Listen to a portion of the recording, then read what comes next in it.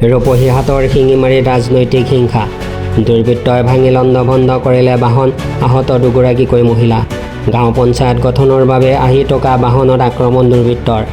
জিউমাৰী গাঁও পঞ্চায়ত গঠনৰ বাবে শিঙিমাৰী উন্নয়ন খণ্ডত আহি থকা সদস্যসকলৰ বাহনত আক্ৰমণ কৰে দুৰ্বৃত্তই।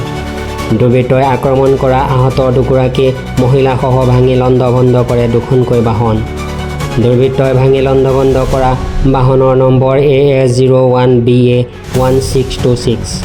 মজিবুৰ ৰহমানৰ নেতৃত্বত 4টা বাহনে 15জনীয়া দুৰ্বৃত্ত দলে আক্ৰমণ কৰাৰ অভিযোগ।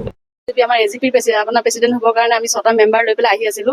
অহাৰ অৱস্থাত আমাৰ আগৰ পৰাই আমাৰ মেম্বাৰখিনিক ভাবুকি দি আছিলে যে তেওঁলোকে আহিলে ইয়াৰ পৰা কিডনেপ কৰিব, গুলিয়াই হত্যা কৰিব, এনেকে ভাবুকি দি আছিলে। ভাবুকি দিয়াৰ ফলত তেওঁলোকক কৈছে, মই যিহেতু চামগুৰি সভানেত্ৰী হয়, মহিলা 5গৰাকী মেম্বাৰ মই লৈ আহিব লাগিব, যিহেতু মই মহিলাৰ সভানেত্ৰী হয়।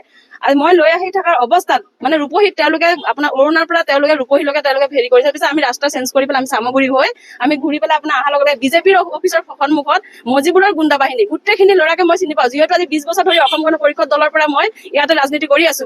মই 3বাৰকৈ জিলা পৰিষদ ইয়াত খেলিছো। মই প্ৰত্যেকজন মানুহকে মই চিনি পাওঁ, চিনাক্তমুখী হয় তেওঁলোক। আজি আমাৰ এজিপিৰ প্ৰেচিডেণ্ট বিলাক হৈ আছে, প্ৰত্যেকটো জিপিতে চামগুৰিত আপোনাৰ 7-8টা অলৰেডি প্ৰেচিডেণ্ট হৈ গ'ল। এজিপি বিজেপিৰ মাজতে সংঘাত হৈছে। এইটো মজিবুৰে গুণ্ডা বাহিনী আছে আপোনাৰ।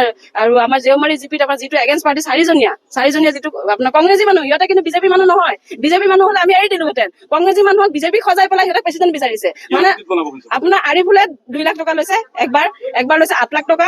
আৰু আপোনাৰ মজিবুৰ ৰহমানে সেই পাৰ্টিৰ পৰা প্ৰমাণ আপোনাক কেনেকে দিম? এইবিলাক শুনা পাইছো না, এইটো পাৰ্টিৰ পৰা ধমকি দিছে, এইটো পাৰ্টিক কৈছে যে আপোনালোকে যদি 20 লাখ টকা দিয়ে তেতিয়া আপোনালোক প্ৰেচিডেণ্ট বনাই দিম। মানে ইয়াত টকা হেৰি আছে, ইয়াত কিহৰ কাৰণে টকা লেনদেন হয়? ৰাইজে এইটো আপোনাৰ মজিবুৰ ৰহমানে আপোনাৰ কৰে টকা, আৰিফুলে 8 লাখ টকা লৈছে।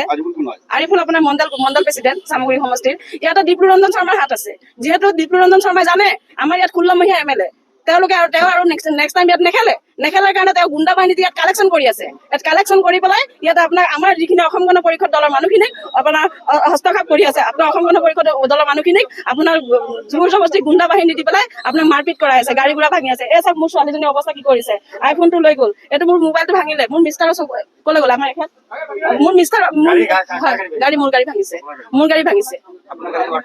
হয় না, মোৰ খালী আছিলো, আমি 3জনে আছিলো। মই মাক জীয়েক বাপেক আমি 3জনে আছিলো, কোনো নাছিলে মোৰ। মই অকলে আছিলো।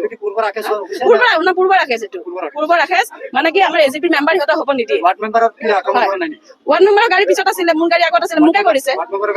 সিহঁতে গাড়ী চেঞ্জ কৰি বেলেগ ৰাস্তা দি সোমাই গ'ল। ঘটনাটো হৈছিল আমি জিউমাৰী গাঁও পঞ্চায়তৰ সভাপতি পদৰ কাৰণে 6জন মেম্বাৰ লৈ আমি শিঙিমাৰী উন্নয়ন খণ্ডৰ কাৰ্যালয়ত আহিব খুজিছিলো। আমি যিহেতু জিউমাৰী হৈ গুণাৱলী হৈ আহিব লাগিছিল, কিন্তু আমি এটা মোবাইল ফোনত গম পালো যে কিছুমান শুক্ৰবাৰে ইয়াত বহি আছে আমাক এটেক কৰিবলৈ। পিছে আমি লৰিমেট হৈ শিঙিমাৰী উন্নয়ন খণ্ডত আহিব বিচাৰিছিলো। উন্নয়ন খণ্ডৰ পৰা অলপ পাওঁতে ধৰক 5 মিটাৰ মান দূৰত মজিবুৰৰ কিছুমান গুণ্ডা বাহিনীয়ে আমাক মানে গাড়ীত আটকাই গাড়ী চাৰি ভাঙে আৰু মহিলা ৱাৰ্ড সদস্যসকলক আক্ৰমণ কৰিব খুজিছিল আৰু 2-1জনৰ অলপ আঘাত হৈছিল। জিউমাৰীবাসী ৰাইজ হৈ মই কৈছো যাতে মজিবুৰ ৰহমানে অহা নিৰ্বাচনত টিকটৰ পৰা চৰকাৰে বঞ্চিত কৰে, নহলে আমাৰ দলটো একেবাৰে নাইকিয়া হৈ যাব।